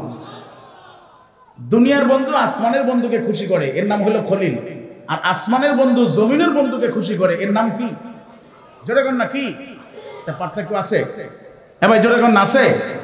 উনি বলছেন খলিল মানে ওই বন্ধু যে বন্ধুর থেকে চায় আর পায়, চায় আর চাইলেই দেয়। আর হাবিব বলা হয় ওই বন্ধু চাইতে হয় না, না চাইতেই পায়, চাওয়ার দরকার হয় না। চাওয়ার দরকার, পার্থক্য আছে। চাইয়ে নেওয়া আর না চাইয়ে পাওয়া পার্থক্য আছে না নাই? এ ভাইরা জোরে বলেন আছে না নাই? নবীজির কোনো কিছু চাইতে হয় নাই, না চাইতেই আল্লাহ তার হাবিবকে দিয়েছেন। কতটুকু দিয়েছেন? কতটুকু দিয়েছেন? আর তোমরা তো বলো নবীজি এটা পায় নাই, ওটা পায় নাই, এটা নাই, ওটা নাই, নবীর এইটা ঘাটতি ছিল, ওটা ঘাটতি ছিল। আর আমার আল্লাহ বলে হাদিসে কুদসি খুলে দাও, বুখারী শরীফ প্রমাণ, হযরত আতার দীর্ঘ হাদিস, হাদিসের শেষ অংশে আয়েশা আল্লাহ বলছেন ওয়া উতিনা মিন কুল্লি শাই, আমার বন্ধুকে যা দেওয়ার আমি সব দিয়ে দিছি। যা দেওয়ার সব দিছেন। কে দিছেন? আরো জোরে বল না, কে দিছেন? আল্লাহ যদি তার হাবিবকে দেয়, তোমার অ্যালার্জি কেন? কে? তুমি বলো কাজে নবী এটা জানে না ওটা জানে না। আল্লাহ বলছে যা দেওয়ার সব দিস। কে বলছে? সবাই আওয়াজ করেন না ভাই, কে বলছে? আল্লাহ বলছে যা দেওয়ার সব দিস। আর তুমি বলো নবীজি এটা জানে না ওটা জানে না। নবীজির এটা ছিল ওটা ছিল। ভালো করে বুঝবেন এ বাবাজিরা। এজন্য আল্লাহ পাক রব্বুল আলামিন তার হাবিবকে খুশি করার জন্য পবিত্র কোরআনুল কারীম আল্লাহ বলছেন ওয়ালা সাউফা ইউতিকা রাব্বুকা ফাতারদা। বন্ধু অচিরেই আপনার রব আপনাকে খুশি করবেন, অচিরেই আপনার রব আপনাকে খুশি করবেন। জিবরাইল আমিন যখন আয়াতে কারিমা নিয়ে নবী পাক সাল্লাল্লাহু আলাইহি ওয়াসাল্লামের কাছে আসলেন, আল্লাহর হাবিবকে বললেন ইয়া রাসূলুল্লাহ, ইয়া হাবিবাল্লাহ, আল্লাহর হাবিব, আল্লাহ বলছেন আপনার রব আপনাকে খুশি করবেন, আপনি কি খুশি হয়েছেন? নবীজি বললেন হ্যাঁ আমি খুশি হয়েছি, তবে শোনো আমার খুশি আরো অনেকটা বাকি আছে। বলে কিভাবে? আমি নবীজি সেই দিন খুশি হব, আল্লাহ তো বলছেন আমাকে খুশি করবেন, আমি পরিতৃপ্ত খুশিটা সেই দিন হব কাল হাসরের ময়দানে। আমি যখন উম্মতি উম্মতি বলে সিজদায় পড়ে থাকব, রবের পক্ষ থেকে যখন ঘোষণা আসবে হাবিব আমার মাথা উত্তোলন করে আপনার সব উম্মতগুলোকে জাহান্নাম থেকে বের করে জান্নাতে দিয়ে দেওয়া হয়েছে, সেই দিন আমি নবীজি বেশি খুশি হয়ে যাব। আরো জোরে আওয়াজ করে বলো না সুবহানাল্লাহ। বন্ধুকে খুশি করতে যায় আল্লাহ বলছেন ইন্না আ'তাইনাকাল কাউসার আসা আইয়াবআসাকা রাব্বুকা মাকামান মাহমুদা। আপনাকে হাউজে কাউসার দেব, আপনাকে মাকামে মাহমুদে সিংহাসনে এমন সিংহাসন দেব, একদিকে আমার সিংহাসন অপরদিকে আপনার সিংহাসন। সুবহানাল্লাহ বলেন। আল্লাহ বলছেন আমি বসবো কাজীর সিংহাসনে আর আপনি বসবেন উকিলের সিংহাসনে। আপনার উম্মত আসবে, আসামি হবে, আমার দরবারে দাঁড়াবে, ওই ওকলাতির ওই জায়গায় বসে বলবেন আল্লাহ এটা আমার উম্মত, ওকে ক্ষমা করে দাও। আমি আল্লাহ পাক রব্বুল আলামিন আপনি বলার সঙ্গে সঙ্গে তাকে সোজা জান্নাতে পাঠায়া দিব। আমার নবীজি সুপারিশ করতে পারবে কি পারবে না? হাত তুলে জোরে আওয়াজ করে বলো পারবে কি পারবে না? আজকে এক ধরনের ভাইরা আছে তারা বলতে চায় আল্লাহ ছাড়া সেদিন অন্য কোনো কথা চলবে না। কে আছে আল্লাহর হুকুম ছাড়া সেদিন সুপারিশ করবে? এই কথা অর্ধেক বইলা আমরা বুঝাইতে চাই সেদিন একমাত্র আল্লাহই সবকিছু করবেন। হ্যাঁ করবেন আল্লাহ, কিন্তু আল্লাহ পাক রব্বুল আলামিন সিদ্ধান্ত দিয়ে দিয়েছেন এক পাশে আমার সিংহাসন থাকবে আর এক পাশে আমার বন্ধুর মাকামে মাহমুদ থাকবে। সুবহানাল্লাহ বলেন। সেটা থাকবে আমার বন্ধুর ওকালাতির চেয়ার। আমার বন্ধুর উম্মতেরা যদি কবিরা গুনাহ করে আমার কাছে যদি একটু সুপারিশ নবীজি করেন বাস আর দেরি নেই। আজকে তো অনেক দিক ঘুরে যাচ্ছে। আব্বাসী খেলাফতের দ্বিতীয় খলিফা ছিলেন জাফর সাদেক রাদিয়াল্লাহু তাআলা। উনি একবার মসজিদে গেলেন, মসজিদে নববীতে। ঘটনাক্রমে ওনার সাথে দেখা হয়ে গেল জমানার ইমাম মালিক রহমতুল্লাহ আলাইহির সাথে। সুবহানাল্লাহ বলবেন না? কার সাথে? জোরে বলেন না কার সাথে? আরে ভাই কেমন মালিক? ইমাম মালিক তো নাম শুনছেন। উনি এত নবী প্রেমিক ছিলেন যে উনি মদিনা শরীফের ভিতরে কোনোদিন জুতা পায়ে হাঁটেননি। জীবনের অর্ধেকের বেশি সময় নবীজির রওজার পাশে কাটিয়ে দিয়েছেন। লক্ষ লক্ষ হাদিস সংকলন করেছেন, লক্ষ লক্ষ হাদিসের হাফেজ ছিলেন, ছাত্রের উস্তাদ ছিলেন ইমাম মালিক। জীবনে কোনোদিন মদিনা শহরের ভিতরে হাজত ছাড়েন নাই, প্রস্রাব পায়খানা করেন নাই। সুবহানাল্লাহ বলবেন না? আর জোরে আওয়াজ করে বলেন না সুবহানাল্লাহ। এত নবী প্রেমিক ছিলেন তিনি। সেই ইমাম মালিক রহমতুল্লাহর সাথে যে কোনো একটা ব্যাপারে এই জাফর সাদেক রাদিয়াল্লাহু তাআলার সাথে রহমতুল্লাহর সাথে বাকবিতণ্ডায় লিপ্ত হলেন। তো উনি তো খলিফা, আব্বাসী খেলাফতের দ্বিতীয় খলিফা। উনি তো ওনার ভাবে কথা বলতেছেন, জোর উচ্চ আওয়াজ করে কণ্ঠ উঁচু স্বরে কথা বলতেছেন। ইমাম মালিক রহমতুল্লাহ একটা ধমক দিলেন, হে বাদশা সাবধান, এই জায়গাটা এটা কোন জায়গায় আছে তুমি জানো? এটা আমার নবীর মসজিদ। জোরে বলেন না সুবহানাল্লাহ। এই জায়গায় উঁচু স্বরে কথা বলা যাবে? আর একটু জোরে বলেন, উঁচু স্বরে কথা বলা যাবে? তোমার কণ্ঠ নিচু করো, তোমার কণ্ঠ নিচু করো। কারণ আল্লাহ পাক রব্বুল আলামিন কোন এক সম্প্রদায়কে আদব শিক্ষার জন্য বলেছিলেন, ইয়া আইয়ুহাল্লাযীনা আমানু লা তারফাউ আসওয়াতাকুম ফাওকা সাওতিন নবী। হে মুমিনরা, তোমরা নবীজির কণ্ঠের উপরে তোমাদের কণ্ঠের আওয়াজ উঁচু কইরো। তোমরা পরস্পরে যেভাবে একে অপরকে কথা বলো সেইভাবে জোর আওয়াজে এই জায়গায় বসে কথা বলবে না, কারণ তোমাদের আমলগুলো নষ্ট হয়ে যাবে, তোমরা সেটা বুঝতেও পারবে না। আবার কোন এক সম্প্রদায়ের প্রশংসা করতে গিয়ে আল্লাহ বলেন ইন্নাল্লাযীনা ইয়াগুদ্দুনা আসওয়াতাহুম ইনদা রাসূলিল্লাহ উলাইকাল্লাযীনা আমতাহানাল্লাহু কুলুবাহুম লিত-তাকওয়া। যারা নবীজির সামনে নিচু কণ্ঠে কথা বলে আল্লাহ বলেন তাদের অন্তরকে তাকওয়ার দ্বারা পরিপূর্ণ করে দেওয়া হয়েছে, তারা সফল কাম। জোরে বলুন সুবহানাল্লাহ। আবার কোন এক সম্প্রদায়কে ধমক দিয়ে আল্লাহ বলেন ইন্নাল্লাযীনা ইউনাদুনাকা মিন ওয়ারাইল হুজুরাত।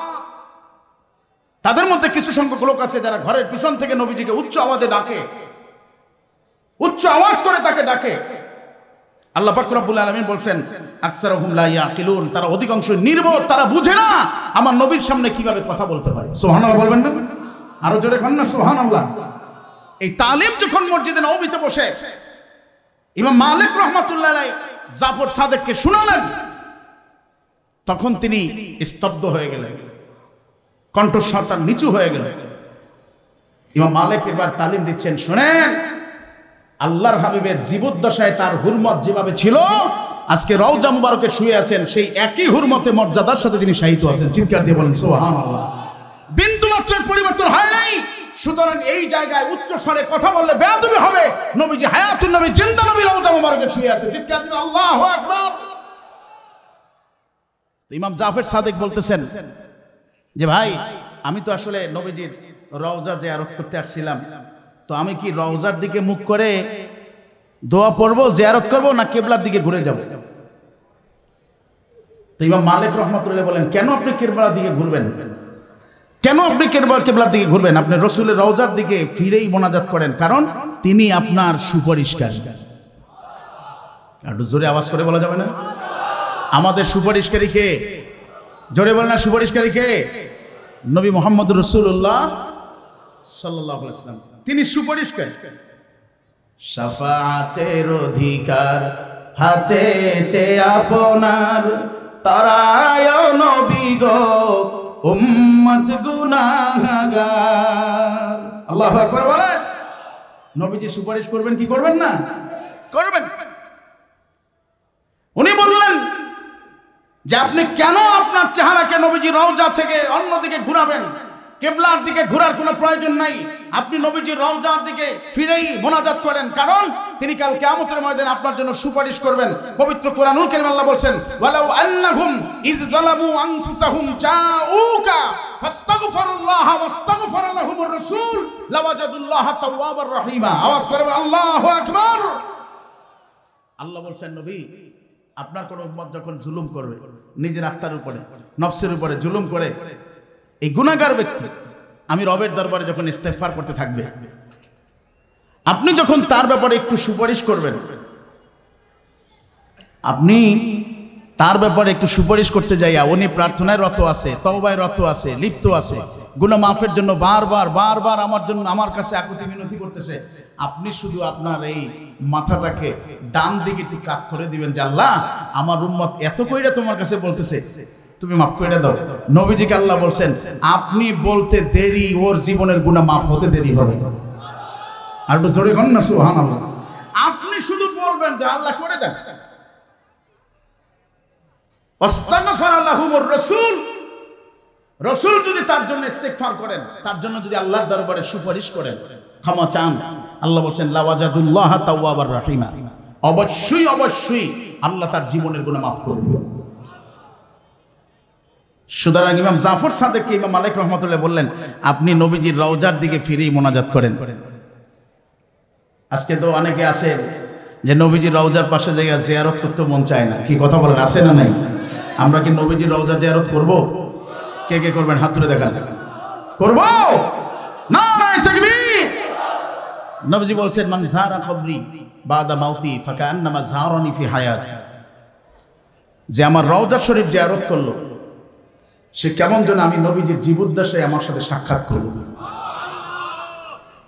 এই নেয়ামত আজকে মানুষের থেকে ছড়ায় নেওয়া হচ্ছে।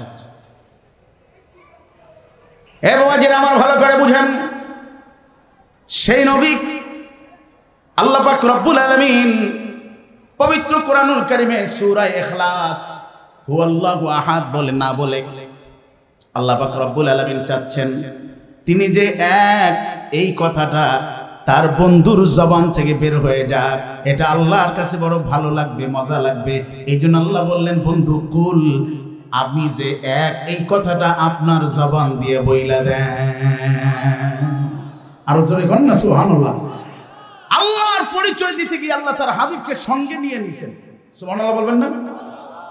কথা বলেন। অনেক সময় আছে মহব্বতী মানুষ যদি পাশে থাকে, তাহলে আমরা করি কি, যে কোনো একটা আনন্দের খবর বলতে যাইয়া, এ বন্ধু তুমি আমার পাশে দাঁড়াও, কি কথা বলেন, তুমি আমার, জোরে গান না, উনি পাশে না থাকলেও কি উনি কথা বলতে পারবে না? কথা বলে না কেন, পারবে না? কিন্তু তারপরও হয় কি, এটা একটা মনে আনন্দ, একটা তৃপ্তি, বন্ধুরে পাশে নিয়ে এরপরে কথা বলতেছে। অনেক সময় দেখবেন অনেক বক্তা, অনেক আলোচক বক্তৃতা দিতে যায়, এদিক সেদিক তাকায়, তাকানো মাত্র হঠাৎ করে একজনের দিকে নজর পড়ে, ওনারে পাশে বসায়, এরপর উনি বক্তৃতা দেয়। এটার ভিতরে একটা আনন্দ, একটা তৃপ্তি, একটা মজা থাকে। ঠিক তদ্রুপভাবে আল্লাহ পাক রব্বুল আলামিন তার মহত্ব, তার বরত্ব, তার শ্রেষ্ঠত্ব, তার পরিচয় মানুষের কাছে তুলতে যাইয়া আল্লাহ পাক রব্বুল আলামিন তার হাবিবকে সঙ্গে নিয়ে নিলেন।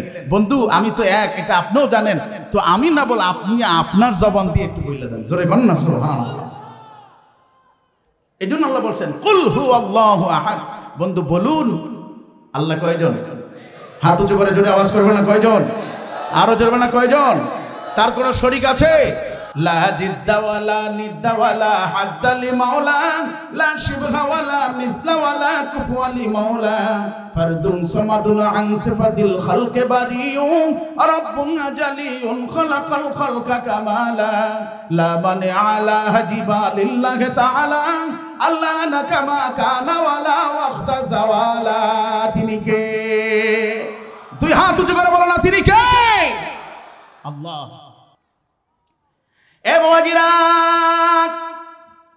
আল্লাহর হাবিব সরকারে দু জাহান হযরত তুফাইলকে পাশে বসাইয়া পবিত্র কোরআনুল কারীমের সূরা দেশে না যায়, না বসে, তার কথা না শুনে, তার সোহবতে না যায়।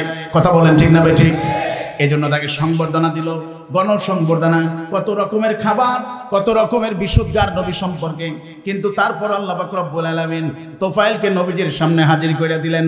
কোরআন তেলাওয়াত শুনলেন না, মৃদু মৃদু আওয়াজে যতটুকু শুনলেন ভালো লাগাইয়া দিলেন। এরপরে নবীজির মজলিসে হাজির করাইয়া দুই কানের তুলা তোফায়েলের নিজের হাত দিয়া সরাইয়া নবীজির জবানে আথার থেকে পবিত্র কোরআনুল কারীমের আয়াত আল্লাহ শুনাইয়া তোফায়েলকে ওই জায়গায় হেদায়েত দিয়ে পরিপূর্ণ মুসলমান বানাইয়া দিলেন। আরো জোরে আল্লাহু আকবার। এজন্য রব যদি কাউকে হেদায়েত দেয়, পৃথিবীর কোনো শক্তি নাই তাকে গোমরা করবে। রবের কলমে যদি লেখা হয়ে যায়, আল্লাহ যদি কাউকে কবুল করে নেয়, ওই মানুষটা যত বড় পাপী হোক না কেন, যত বড় গুনাহগার হোক না কেন, কখনোই রব থেকে দূরে থাকতে পারবে না। কথা বলেন ঠিক না ঠিক? আরো জোরে বলেন ঠিক না ঠিক? পারবে কি? এ ভাই জোরে আওয়াজ করে বলেন, পারবে পারবে পারবে? সম্ভব হবে? হবে। যে কারণে আজকে বাবাজিরা আমার, হেদায়েত আমরা চাইবো কার কাছে? আরো জোরে বলেন কার কাছে? এই জন্যই তো আমরা বলি ইহদিনাস সিরাতাল মুস্তাকিম, আল্লাহ তুমি আমাকে সরল সঠিক পথের সন্ধান দাও। আল্লাহর দরবারে চাইলাম সিরাতাল্লাযিনা আনআমতা আলাইহিম।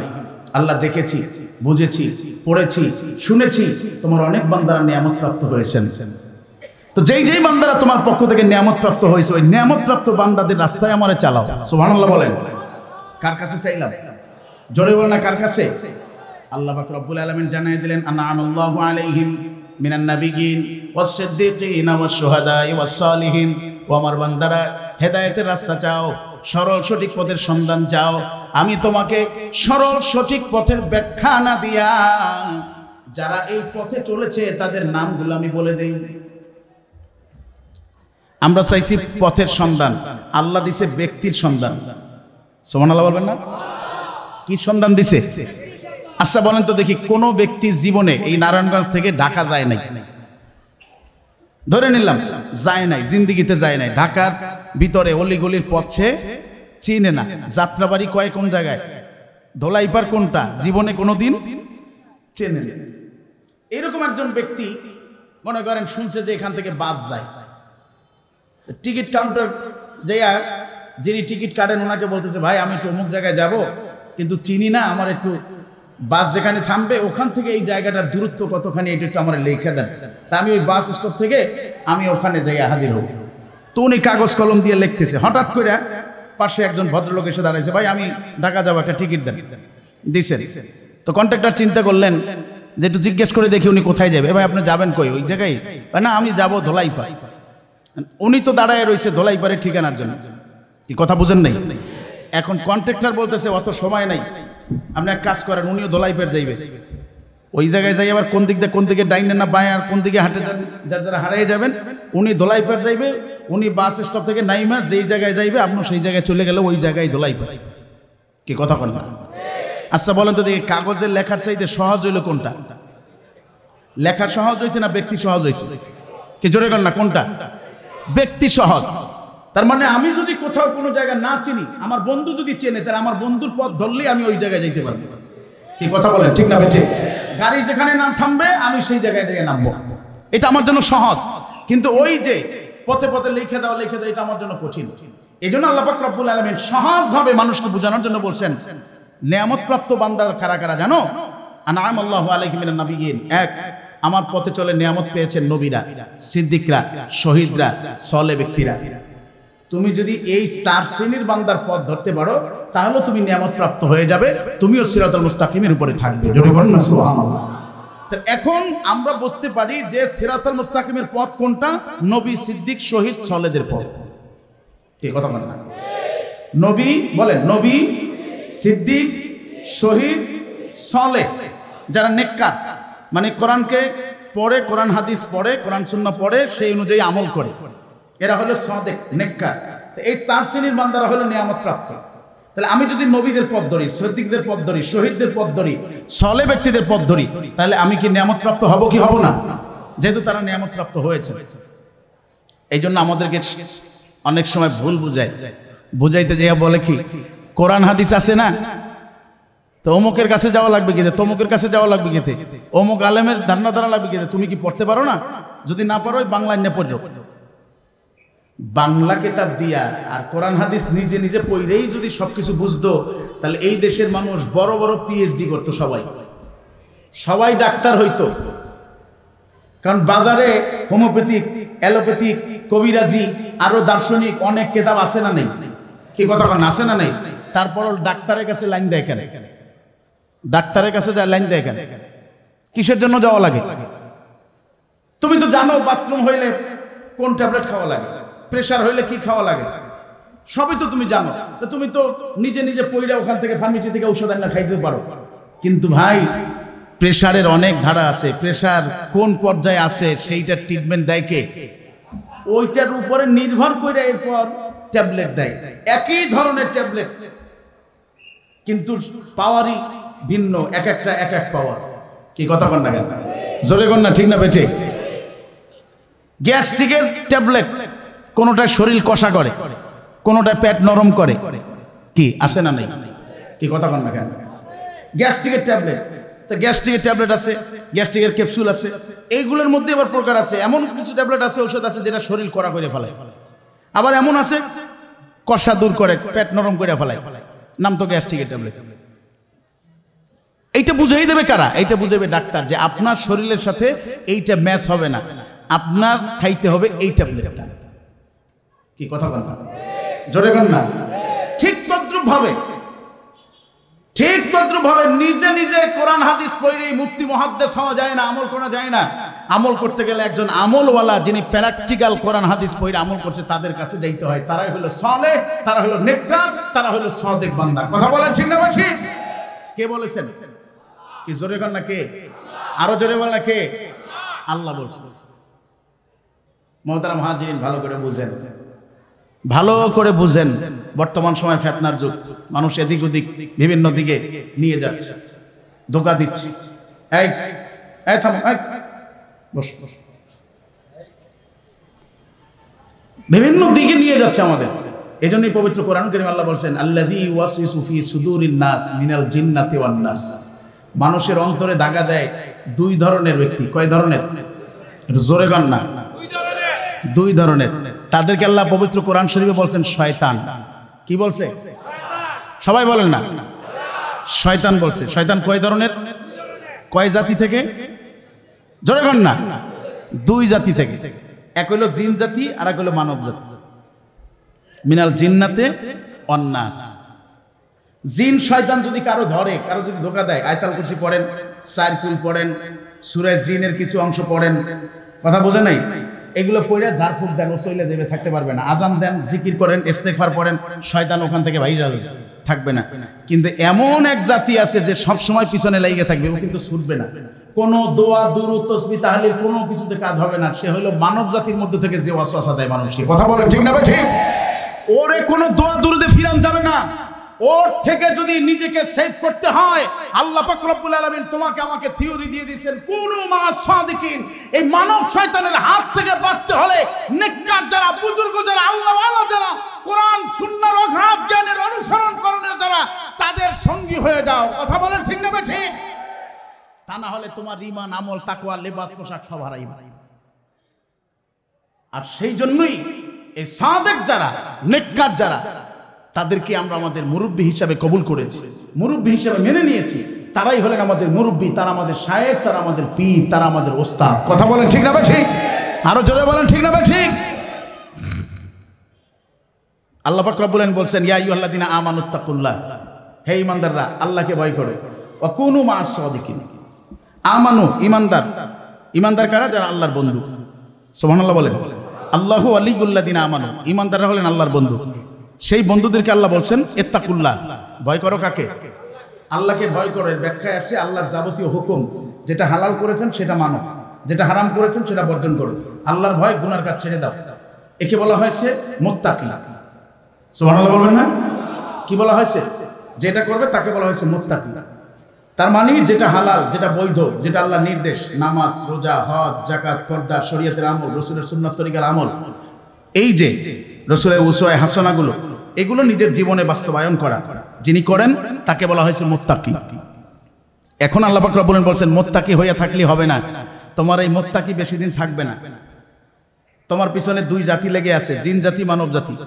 তোমারে ধোঁকা দেবে, অমুক জায়গায় যাওয়া লাগে কিসের জন্য, কির জন্য এটা করবা, কিসের জন্য এটা করবা, কিসের জন্য ওটা করবা। তোমার এই ওয়াসওয়াসা দিতে দিতে দিতে দিতে তোমার তাকওয়া, পরহেজগারি, নামাজের 12টা বাজায় দিবে, রোজার 12টা বাজায় দিবে, হজের 12টা বাজায় দিবে। হজ করতে যাবা, বলবো হজ আছে মক্কায়, মদিনায় কিছু নাই। রোজা রাখবা, বলো রোজার নিয়ত নাই। আল্লাহ জানে না তুমি কি করতেছো। নামাজে দাঁড়াইছো, নামাজের নিয়তের প্রয়োজন নাই। আল্লাহ জানে না তুমি কোন ওয়াক্তের নামাজের জন্য খাড়াইছো। যাই নামাজের লোয়া লাগে কিসের জন্য, নামটা কি ফরজ নাকি, ওটা বাদ দাও। টুপি ছাড়াই নামাজ হয়, নামাজের ভিতরে, নামাজের শেষে আমিন জোরে মানে মোনাজাত লাগে না, এইটা লাগে না, সেটা লাগে না। খবর জিয়ারত কোথায় পাইছো? নানান ধরনের ওয়াসওয়াসা দিয়া, নানান ধরনের ওয়াসওয়াসা দিয়া নামাজে খাড়াইবেন তো আমিন বল, এভাবে কর, ওভাবে কর। এই নানান ধরনের ওয়াসওয়াসা দিতে দিতে দিতে দিতে ওই মানুষটাকে পথ ভ্রষ্ট করবে। আল্লাহ বলেন, তোমার এই নামাজ, তোমার এই রোজা, তোমার এই হজ, তোমার এই যাকাত, তোমার এই পর্দা, তোমার এই উসওয়ায়ে হাসানা, তোমার নবীর সুন্নাত তরিকা, তোমার আকীদা, তোমার আদর্শ, তোমার আমল যদি ঠিক রাখতে চাও, তাকওয়ার উপরে যদি জীবনে চলতে চাও, কুনু মা'আস সাদিকিন, যারা সত্যবাদী, যারা নেককার, যারা কোরআন হাদিস একদিকে পড়ে অপরদিকে নিজের জীবনে আমল করে, তুমি তাদের সঙ্গী হয়ে যাও। তারা যেখানে বসবে সেখানে বসো, তারা যা বলে সেইটা শোনো, তারা যা আমল করে সেইটা করো, তোমাকে যেই পথে চলতে বলে সেই পথ ধরো, তাহলে তোমার সবকিছু ঠিক থাকবে। কথা বলেন ঠিক না ঠিক? আমরা কি নেককার বুজুর্গদের পথে চলতে চাই কি চাই না? কে কে চাই? দুই হাত উঁচু করে বলেন নারায়ে তাকবীর, নারায়ে তাকবীর। আজকে বলে পীর মুরিদি নাই, পাইছে কোথায়? পীর নাই, শায়েখ আছে। শায়েখ যে পীরও কিন্তু কি, শায়েখ হইলো আরবি শব্দ আর পীর হইলো ফার্সি শব্দ। পীর কোরআনে নাই, পীর কোরআনে থাকবে কেমনে? ফার্সি ভাষা কি কোরআন নাযিল হইছে না? তা পীর তুমি কোরআন শরীফে পারবা কেমনে? কোরআন শরীফে তো আছে শায়েখের কথা, মুর্শিদের কথা। মুর্শিদ না পাবা তুমি, পথ প্রদর্শক না পাবা। পীর মানে মুরব্বী, পীর মানে ওস্তাদ, পীর মানে মুআল্লিম, শিক্ষক। কি ভাই কথা বলেন ঠিক না ভাই? ঠিক। এটা একটা পরিভাষা চলে আসছে। আজকে বাবাজির আমার আরেকটা বিষয় আমাদের স্পষ্ট থাকতে হবে, হক্কানি পীর মাশায়েখ বুজুর্গানের দিন বাংলাদেশে এখনো আছে না নাই? হাত উঁচু করে জোরে বলেন আছে না নাই? আছে না নাই? কিন্তু যেমন হক্কানি পীর মাশায়েখ আছে, তেমন ভণ্ডরাও, কি কথা বলেন, আরো জোরে বলেন। আসলে কোন পীর ভণ্ড হয় না, পীর ভণ্ড হয় না। ভণ্ডরা পীর সেজে ভণ্ডামি করে। কি কথা বলেন ঠিক না বেঠিক? কোন পীর কি হয় না, ভণ্ড হয় না। ভণ্ডরা পীর সাইজা ভণ্ডামি করে, কারণ তারা মনে করে এটা একটা ব্যবসা। আর পীর মুরিদি যারা অরিজিনালি, যারা মানুষকে হেদায়েতের জন্য, তাবলীগে দ্বীনের খেদমতের জন্য, যারা মানুষ যাদেরকে রাহবার হিসাবে, পথ প্রদর্শক হিসাবে গ্রহণ করে নিয়েছে, তারা কখনোই নিজেদের ব্যবসা হাসিলের জন্য এটাকে করে না। কথা বলেন ঠিক না বেঠিক? এজন্য ভালো করে বুঝবেন, সতর্ক থাকতে হবে। হক্কানি পীর না হক পীর বাঁচার একমাত্র উপায় হলো শরীয়ত। যার কাছে শরীয়ত আছে সে হক্কানি, আর যার কাছে শরীয়ত নাই সে কখনোই হক্কানি হইতে, জোরে গান, পারে। যার ভিতরে নামাজ নাই, রোজা নাই, পর্দা নাই, আর যদি মারেফাতের স্লোগান দেয়, সেই মারেফাত মানা যাবে? এটা মারেফাত না, এটা হলো মরার পথ। কিসের পথ? জোরে গান না। যার কাছে শরীয়ত নাই সে যদি মারেফাতের স্লোগান দেয়, এটা কখনো মারেফত হতে পারে না, এটা মরার পথ। মারেফাতের স্লোগান হবে শরীয়ত নিয়া, শরীয়তের আমলের কারণে মারেফাত তৈরি হয়। কথা বলেন ঠিক না ঠিক? নামাজ পড়বেন, রোজা রাখবেন, হজ করবেন, জাকাত দিবেন, পর্দা করবেন, এটার মাধ্যমে দিল জিন্দা হয়, দিল তাজা হয়। আর এটাই কদ আফলাহা মান যাক্কাহা, এটাই মারেফাতের মূল রহস্য, যে কলবকে পরিশুদ্ধ করা। আর এটা পরিশুদ্ধ হয় শরীয়তের আমলে, জিকিরে, ফিকিরে, মোরাকাবায়, মুশাহাদায়, দুরুদে। কথা বলেন ঠিক না ঠিক? আর এইগুলো বাদ দিয়ে যদি আপনি শরীয়ত বাদ দিয়ে মারেফাতের স্লোগান দেন, ওটা কখনোই মারেফাত হতে। সারসিনা দরবার একটা আদর্শের দরবার, একটা সুন্নতের দরবার, যার নাম হলো দারুস সুন্নাত। নেসারউদ্দিন আহমদ রহমতুল্লাহ বলছেন, আবু জাফর মোহাম্মদ সালেহ রহমতুল্লাহ বলছেন, বাবা একদিকে কোরআন হাদিস পড়ি, অপর দিক থেকে মদিনাওয়ালাকে দেখে দেখে আমল করি। আর জোরে বলেন না সুবহানাল্লাহ। কোরআন হাদিস একদিকে পড়ি, অপর দিকে মদিনাওয়ালাকে দেখে দেখে আমল করি। এই দরবারটি সেই দরবার। আমি আমার এই দুই চোখ দিয়া আমি সারসিনা সাহেবের মরহুম হযরত পীর সাহেবকে দেখেছি, সুন্নাতের উপরে, আমলের উপরে কতটা তিনি মজবুত ছিলেন, আদর্শের উপরে কতটা তিনি ইস্তেকামত ছিলেন। কখনো নিজের স্বার্থকে ত্যাগ দিয়েছেন, কিন্তু আদর্শকে তিনি কখনো বিক্রি করেন নাই, আদর্শের খেলাফ কখনো কাজ করেন নাই। সেই দরবারটি এই দরবার। আজকে আল্লাহর দরবারে শুকরিয়া, আমরা এখানে হাজির হয়েছি। সারসিনা সাহেবের বর্তমান বদ্দিনিসীন হযরত পীর সাহেব এখানে এসেছেন। মায়ের দিক থেকে যিনি কুরাইশ বংশের, সুবহানাল্লাহ বলবেন না? মায়ের দিক থেকে যিনি কুরাইশ বংশের, রাসূলের বংশের, আর বাবার দিক থেকে সাআদ ইবনে আবি ওয়াক্কাস রাদিয়াল্লাহু তাআলার বংশধর। কি আলহামদুলিল্লাহ বলবেন না? আলহামদুলিল্লাহ, জোরে করেন আলহামদুলিল্লাহ। দোয়া নিবেন, দোয়া নেওয়ার দরকার আছে। কার কার আছে মনে করেন হাত তুলে দেখেন, নারায়ে তাকবীর। অনেকে তো মনে করেন দোয়া লাগেই না। রে ভাই, নিজের প্রচেষ্টায় যেই কাজ অনেক সময় না করবেন, সেটা দোয়ার মাধ্যমে অনেক দূর আগায় যাবে। মায়ের দোয়া নেন, আগায় গেছেন। ওস্তাদের দোয়া নেন, আগায় গেছেন। মুরব্বীদের দোয়া নেন, আগায় গেছেন।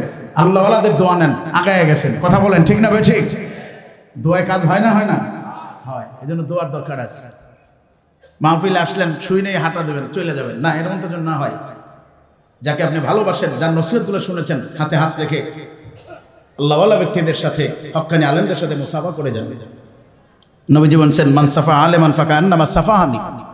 যে একজন আলেমের সাথে মুসাফা করলো, সে আমি নবীজির সাথেই মুসাফা করলো। কারণ আল উলামা ওয়ারাসাতুল আম্বিয়া, উলামাগণ হলেন নবীদের ওয়ারিস। সুবহানাল্লাহ বলেন। এজন্য বাবাজিরা আমার, আপনাদের খেদমতে আরজ, আজকে সারসিনা দরবার ইলমে শরিয়াতের উপরে যেমন প্রতিষ্ঠিত, ঠিক তদ্রূপভাবে ইলমে মারিফাতের উপরও এই দরবারটি খুব সুপরিচিত এবং প্রতিষ্ঠিত। ইলমে শরিয়াত এবং মারিফাতের সমন্বয়ে সারসিনা দরবার পরিচালিত হচ্ছে। মুজাদ্দিদ শাহ সুফি নেসারউদ্দিন আহমদ রাহমাতুল্লাহ আলাইহি ফুরপুরা শরীফ থেকে দুটো দায়িত্ব নিয়ে এসেছেন। একটা হলো তালিম, অপরটা হলো তানজিম।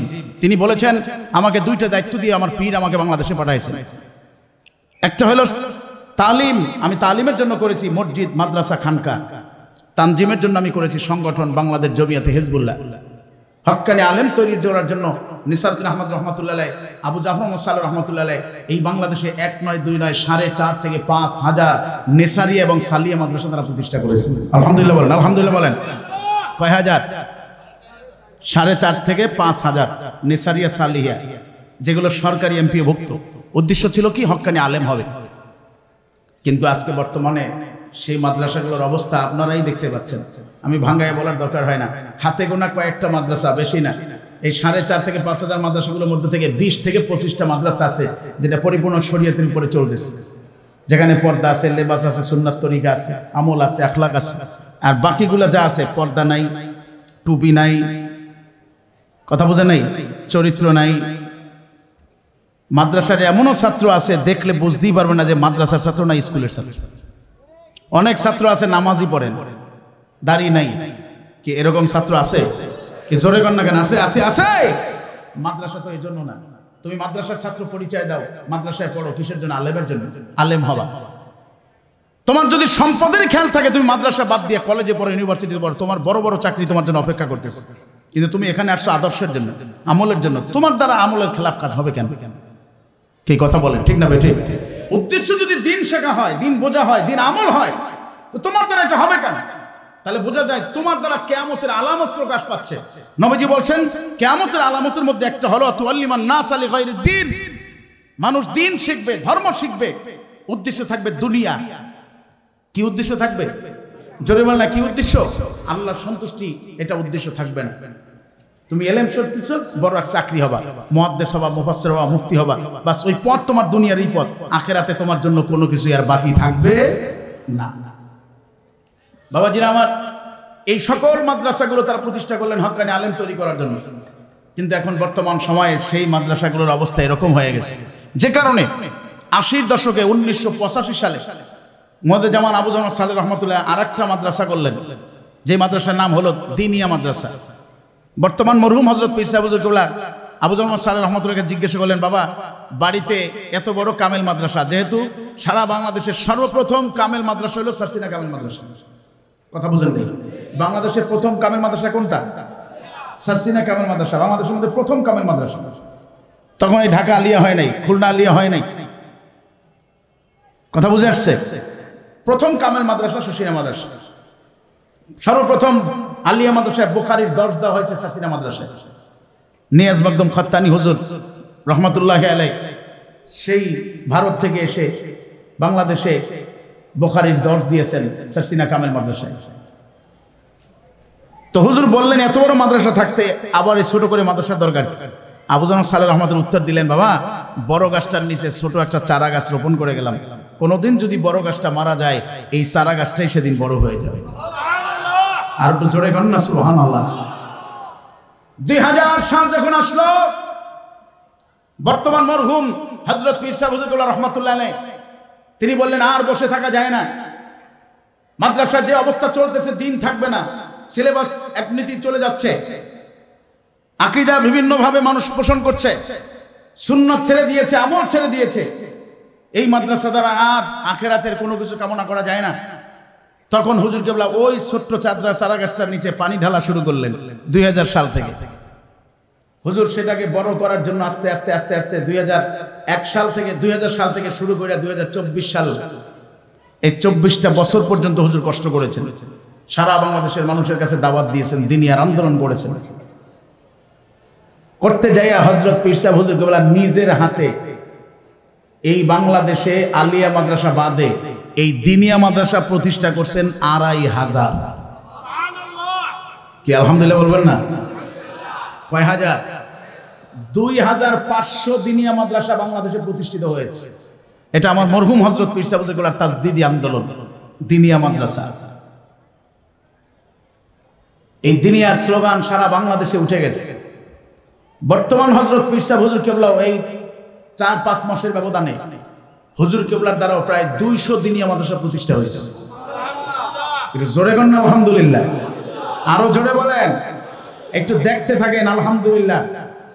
আল্লাহ যদি কবুল করে সারা বাংলাদেশে দিনিয়ার একটা স্লোগান উঠবে। কথা বলেন ঠিক না ভাই ঠিক? আরো জোরে বলেন ঠিক না ভাই ঠিক? তারই ধারাবাহিকতায় আমরা যেই মাঠে বসা আছি, যেই কমপ্লেক্সের পাশে বসা আছি, এখানেও একটা দিনিয়া মাদ্রাসা, দারুস সুন্নাত সালিহিয়া মুহিব্বিয়া দিনিয়া মাদ্রাসা, হাফিজি মাদ্রাসা। এটা আমার হুজুর কেবলার আন্দোলনের ফসল।